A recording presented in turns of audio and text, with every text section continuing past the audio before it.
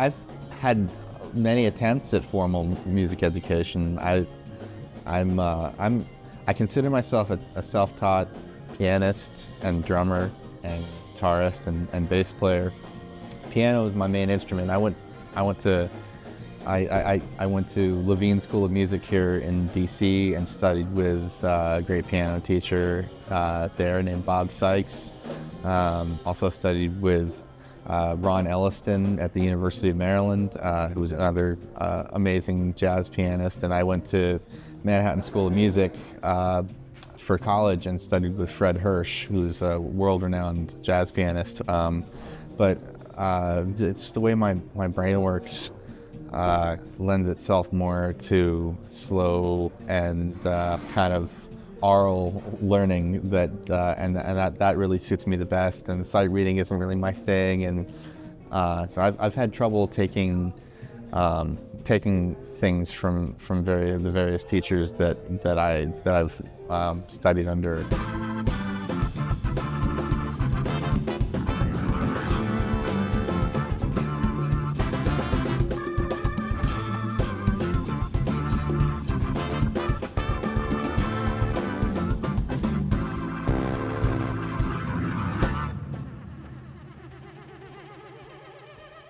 One of my formative experiences that made me want to become a musician was when I had this composition that I kept playing in my music class. My elementary school music teacher would let me get up in front of the music class at the end of each class every week and play a piece.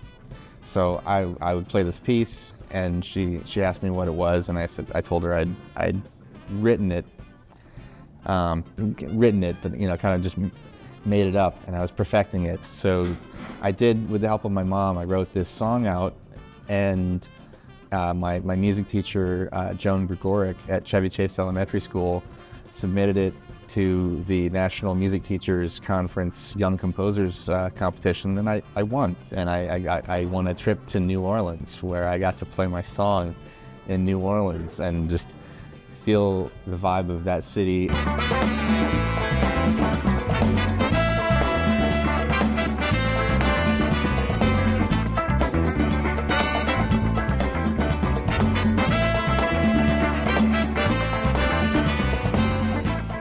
Every musician I saw was like the coolest person that I could possibly imagine. They were all doing something that made them happy and made other people happy, and I wanted that for my life, like instantly.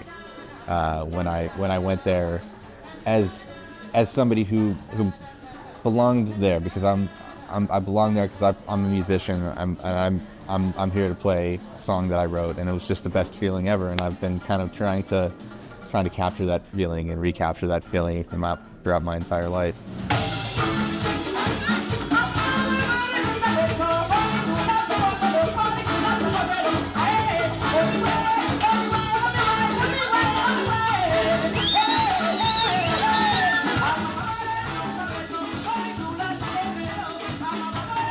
The first music I remember hearing was the stuff that my dad and mom listened to at parties, like Joni Mitchell and Donovan, and it was in the 80s, so like Phil Collins and Peter Gabriel.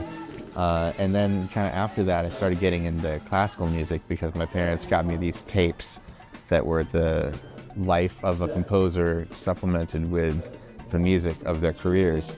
And I remember listening to the Mozart tape over and over again and being so inspired by that, because he was writing music when he was 5 years old, and I was like a 6-7-year-old kid listening to that, like I can do this,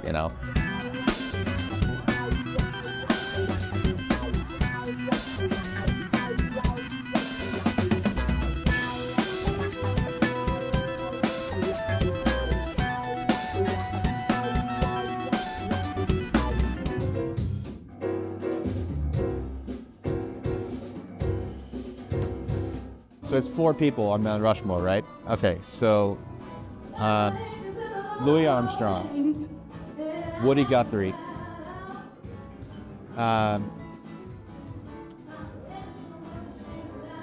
Robert Johnson, and James Brown. So I tried to pick formative and trailblazing figures who, without whom there would be a lot of the things that there are today in American music. And if I could only choose 4, I guess those would be the ones.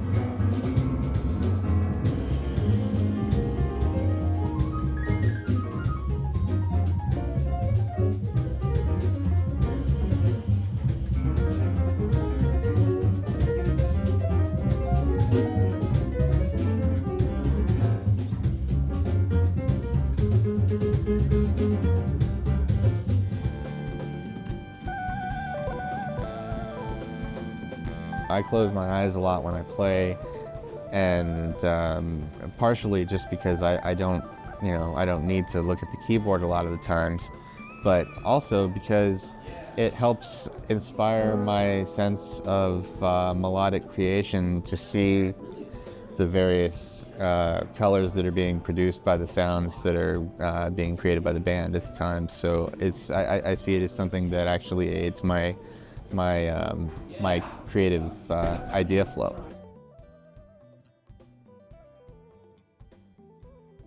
Learning about different cultures through their music, and trying to participate and trying to relate, and just on a deeper level realizing that we're all the same, and we all make things that are indicative of the environments that we come from, and that inspires me a great deal.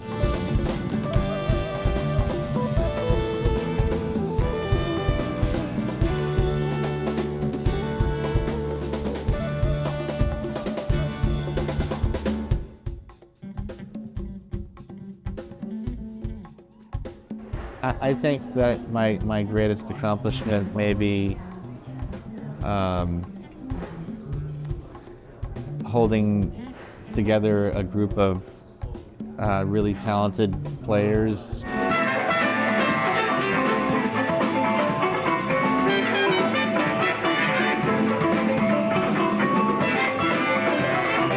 The funk arc, I think, is my greatest accomplishment.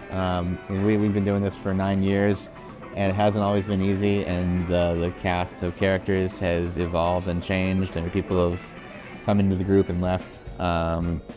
But it was something that a lot of people put a lot of personal time and effort into, and there wasn't always a lot of reward. And that type of dedication to playing music that I had a hand in creating is very humbling and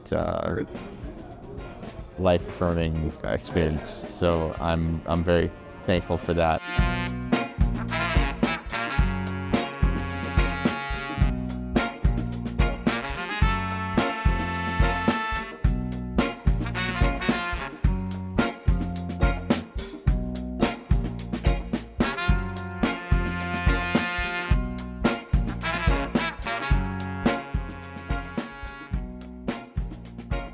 I think that even though it's a life that can lead you down, a road of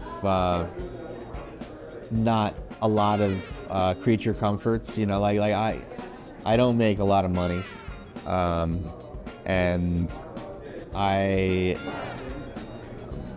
but I have a lot of pride in what I do, and I feel very free doing what I do as a musician. I love to travel. I love to see the world, and that travel is a luxury. I feel like these days that a lot of people can't experience as much as somebody like me who gets to actually travel for work does. And a lot of times it doesn't feel like work, and I have to remind myself that I am working.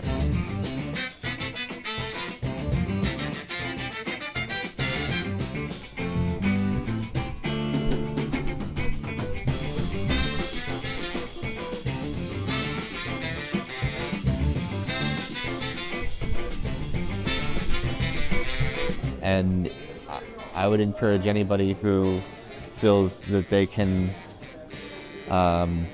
you know, make peace with their materialistic tendencies, at least for a little while, and go out and try and do this. If you want to do this, try to do it. Try to do it. And don't be afraid to fall on your face, because it'll happen a bunch of times before you get anywhere good. But I think the journey's worth it.